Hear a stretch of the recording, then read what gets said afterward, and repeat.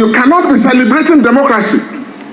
You cannot be flaunting yourself as a Democrat on the one hand, and on the other hand, be trampling democracy under your big presidential foot in Rivers State. The president missed a golden opportunity to raise and deepen democracy in Nigeria by restoring on today's Democracy Day democratic and normal civil constitutional rule in Rivers State. Of all the things the president said, the president was silent about Rivers State. And today is about democracy. It's not because of Fubara's nationality. It's not about Fubara's party, if he has any. And these days you can't even be sure which party people belong to. But these are issues about respecting the democratic rights of the people of Rivers State under the Constitution. So I'm disappointed, firstly, that the president never said a word about the undemocratic developments in Rivers State, which he has enabled, which he has brought about, which he has sanctioned, and which he continues to sustain, and creating an impression as if all is well. No. As long as any part of Nigeria is under military rule, democracy is endangered in Nigeria as a whole. Rufai, I think Dickson there is on point. Very, very on point. In fact, more than on point. And we've always said this. President Tinubu claims he's a Democrat. But are some of the things he has done, are they democratic in nature? No. The state of emergency is one, and it's a dark spot. But on the flip side, you still saw Fubara going to visit him and say daddy yo to him. Probably things were panning out, he might return soon. But the fact that that was done in the first place is a blight on this country. Because if I remember correctly, the same President Tinubu did make his voice heard when Olusegun Obasanjo did the same. In fact, the argument then was the reason why Olusegun Obasanjo could do the same was because he had a military past. And Goodluck Jonathan also did the same, but not at this level of removing the governor. And people argued. And now President Tinubu, that is totally civilian, has also done the same. So, Tinubu Dickson is 100% correct. The next point I'm going to make this morning is also, in as much as I thank the president and I appreciate him for recognizing these people, it's also the loud omissions we saw in that list. I have a lot of people that I'm happy about in that list, the likes of Kiki. And like I told him, I will no longer call him Kayode Komolafe Kiki again. I will call him OON. And anytime I call him that OON, there are implications. That's just it. So OON. So I'm happy about that. But the loud omissions, people like Sowore. Sowore was a man that used his youth to fight for this country and fight for deepening democracy. If Sowore is about 54 today, he was about 22 years of age then. Right. Where he was fighting. The likes of Dele Momodu that had to run. The likes of Kayode Fayemi, the likes of the entire crew of Kudirat Radio. Right. Speaking about Sowore, what about his thoughts about, defending free speech? Because, Sowore has been one of those huge critics of this administration. What did you make of the president's comment about the right? The president can talk. There's a difference between speech and action. Oji, I tell you this. Do you know how many cases of journalists that wrote stories that have been put in security gulag that have had to intervene? Is it because we don't come out and say most of these cases in public? That we've had to intervene? That's why a lot of people criticize me and say, Rufai, you don't do anything about this government. They don't know the things I do to repair this government's image in the background. And I will just call those in authority and say, see, if this is coming, it's going to be a blight on your administration, so fix it once and for all. Do you know how many I have dealt with? So the president can talk about right to free speech. Are the people working for him, do they listen to what he says? Don't they have their own mindsets? And that's why I put it, do you know how many I said, please, if this gets out, you will not like the blight on your administration. So please, the president can say, what do you expect him to say? He will say, no, you can abuse me all you want. But it's in the implementation, like they say, the taste of the pudding is in the eating. It's in the eating. Well, all right. So it's not just about saying, he's standing up tall. And that's why we stand up against the president when the state of emergency thing happened. The likes of Dele Momodu, the likes of Baba Femi Ojodu. Yes, some people argue that he had been given national honor before, but these are people that should be appreciated. I will also say to Egbobayo Ononuga, we have a section for that. A big congratulations to Egbobayo Ononuga, because he truly deserves it. Egbobayo Ononuga suffered for democracy in this country, and I give him his honor. It doesn't mean I don't disagree with him when it's time, but congrats, sir. Well, the president also mocked opposition parties, stating that it was indeed a pleasure to witness the parties in disarray.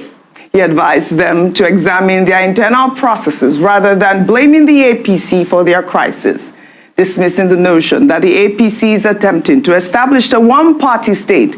Tinubu highlighted his own history as a lone progressive governor resisting a one-party state attempt in 2003. He added that the APC will be guilty of political malpractice if it refused to accept those seeking to join the party. Do not be afraid to bear an unkind word spoken against you. Some of the best advice a politician gets sometimes comes from his most ferocious opponents, if they think well, though.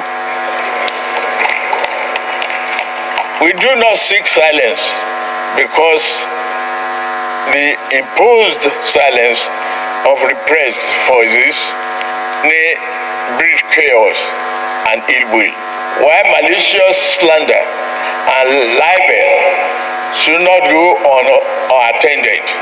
No one should bear the brunt of injustice for merely writing a bad report about me or call me names. Democracy requires a fair degree of tolerance for harsh words and stinging insults, particularly when they are pained because of their losses. Call me any name. I'm not here to make you happy politically.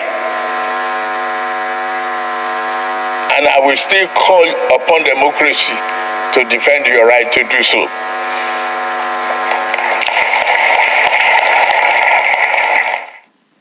Oh, that was the wrong soundbite. Former Labour Party presidential candidate Peter Obi took a swipe at the Tinubu administration, accusing it of hypocrisy and playing politics instead of addressing the needs of Nigerians. Speaking at a press conference in Abuja on Thursday, Obi said the government has spent the last 2 years manipulating narratives and shifting blame. The government today, rather than show genuine accountability and measurable progress, focuses on manipulating the narratives, gaslighting the public, shifting blame, and weaponizing governance. Meanwhile, Nigerians live in a worsening and worrisome insecurity, widespread corruption, hunger, and general despondence, as we continue to witness the collapse of key indicators like education, healthcare, and poverty alleviation, which are the parameters for measuring national progress. Opposition leader there saying that the Tinubu administration is playing politics. This is what we've been hearing. Well, the thing to note, because some people may make the comment and say, why is Peter Obi making the rounds? He has appeared on Arise, channels, TVC, News Central, and all of that. Waziri Adamawa Atiku Abubakar also issued a statement on the occasion of June 12. The thing to realize here is that this June 12 is for all of us. It's not only government, it's not only the ruling party that has a right to comment on it.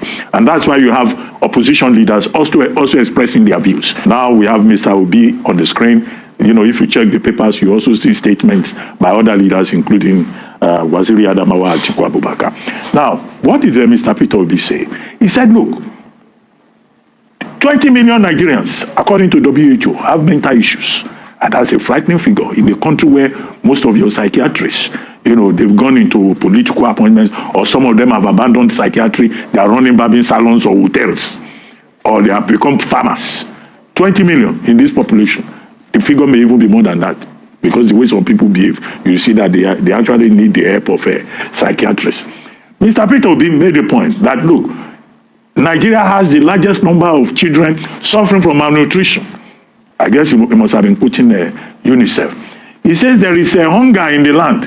We don't need to be told that there is hunger in the land. He says there is poverty in the land, walking on stilts.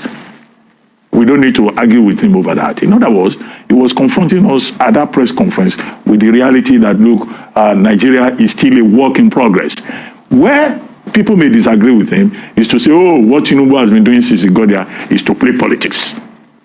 That may be a very harsh assessment of the administration. And I think the administration has done a very good job in the last few weeks of advertising what it has been doing. Even the legislature, we have 2 senators on this program this morning. They were very defensive in saying that, the National Assembly has been very productive. But, I don't want to go into the details of helping the Tinubu administration to counter what Mr. Peter Obi has said. There are enough people who have been employed to do that job.